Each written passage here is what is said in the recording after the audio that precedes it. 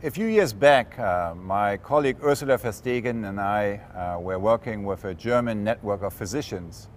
And their question was how to connect deeper and better with their patients. We brought in a group of students, gave them a one-day training in deep listening and dialogue, covering pretty much the material that you covered in the first 2 weeks of the ULab. And then we sent them on a journey where they shadowed for a week the physicians, kind of experiencing what that relationship looked like from their angle. And after that, they interviewed 100 selected patients and their 30 physicians with deep listening dialogue interviews, basically listening to their life's story. And then we invited everyone to a feedback session in a local school. 100 of them showed up on a Saturday morning, and we showed them this slide here, and we basically said, look, we read all the transcripts of all the conversations, and here is what we heard you guys describing. 4 different levels of patient-physician relationship. And the first one basically revolves around repairing broken pieces, repairing a defect. And the role of the physician here is that of a mechanic. And here's an example of that. My health issue is that I have a broken part, a defect. The role of my physician is that he is fixing that part. So you hear that in that level of patient-physician relationship, it's just kind of a, transactional. There is not a lot involvement of the patient other than, having the broken part fixed. Then on a second level, we see somewhat deeper relationship, which is revolving our therapy, which really gets into the behavior that is creating these broken pieces or the defects, the health issues. And the role of the physician here is that of an instructor. And here's an example for that. I want my physician to tell me, eat more of this, less of that, work out a little bit. Then on an even deeper level, the third level, we see a relationship that is more based on reflection, inquiring into the deeper assumptions that actually drive behavior and drive health issues. And the role of the physician here is the role of the coach. Here's an example for that. One becomes sick in order to think. When you say you don't have the time, time will be forced onto you by making you sick. When you don't consider life as a gift, then you become sick. And finally, we saw a few examples that we're describing a 4th level of patient-physician relationship. One that we called kind of self-transformation, that really deals with connecting deeper with who we really are. And in that relationship, the role of the physician really is the role of the midwife for bringing forth the new. And here's an example for that. I have been someone who never got sick, and then all of a sudden I had cancer. I had always worked hard and just neglected the fact that I was sick. I went back to work full time, but 2 years later I broke down. After surgery, I learned to talk with my doctor about my disease.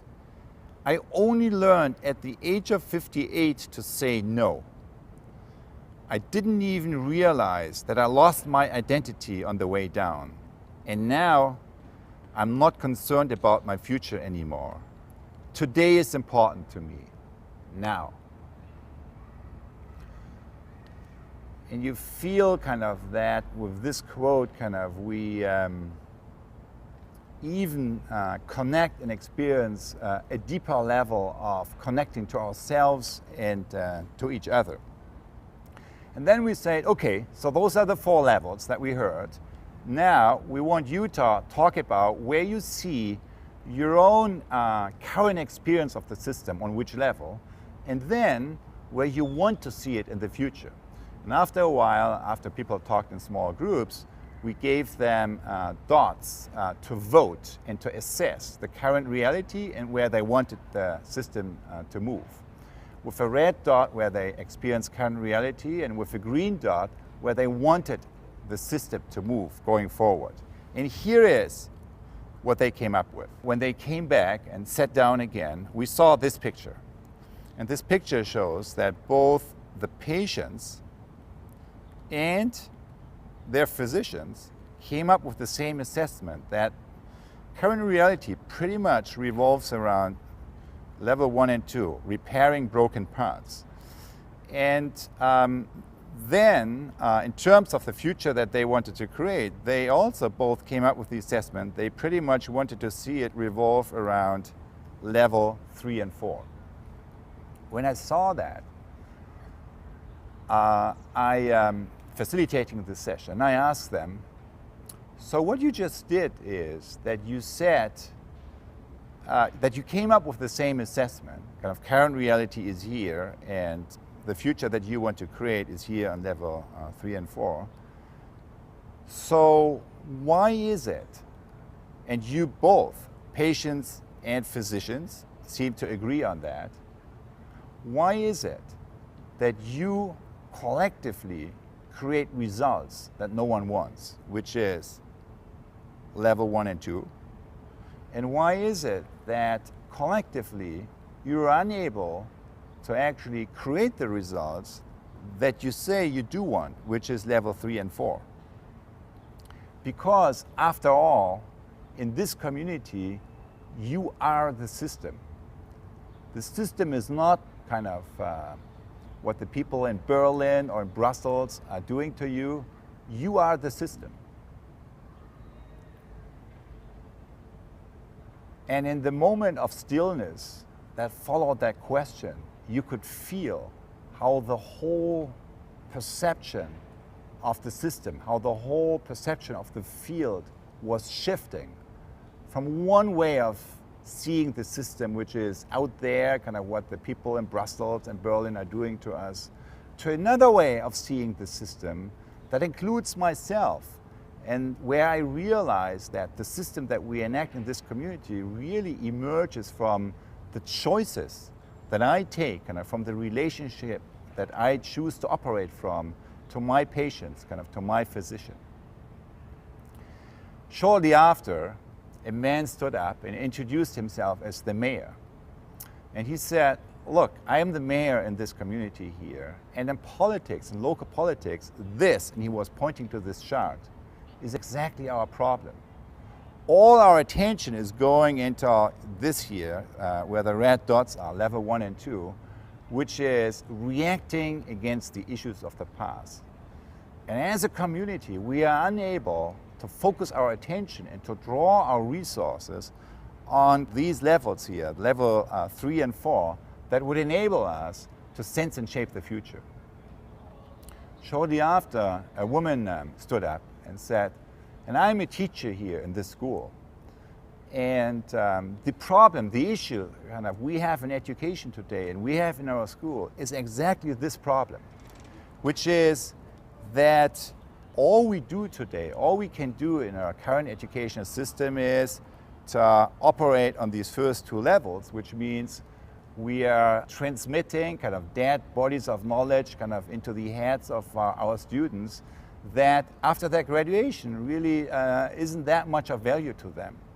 While we are unable to redirect our resources and while we are unable to create learning environments that would allow our students to connect with their own deeper sources of knowing and kind of to strengthen their capacity of sensing and actualizing kind of emerging future possibilities. After she sat down, a man next to me stood up and introduced himself as the farmer, and he said, and this is exactly the problem we have in conventional farming today. So the conventional kind of industrial paradigm of farming is exactly operating on these assumptions kind of that we see on systems on level 1 and 2, which is you have that the earth is a dead body, basically. You have to put in fertilizers and pesticides and herbicides and so forth. It's kind of the dead input-output model that we're operating on, while as a community of farmers, we are unable to really activate these deeper levels to connect to Earth and to the ecosystems kind of as a living system kind of that we can co-create and co-evolve with, and so on and so on. So what you see here is a shift, that when people were doing the assessment and reflecting on how they were operating and contemplating the question, where they shifted their perspective from a level 1 and 2 view, which is seeing the system outside, to a level 3 and 4 view, in which you begin, as you turn around the perspective, as you turn around the camera, where you begin to see yourself as part of the system. And that then the mayor stands up and reflects on his practice, and the teacher stands up and reflects on her practice, and the farmer stands up. That's a very typical phenomenon once a conversation is moving into a dialogic space, because all of a sudden you see the pattern, and then once you see the pattern in one system, it's not that difficult to see the same pattern, to recognize the same pattern also in other systems. So that's what we mean with co-sensing. It's an event that allows the system to see itself.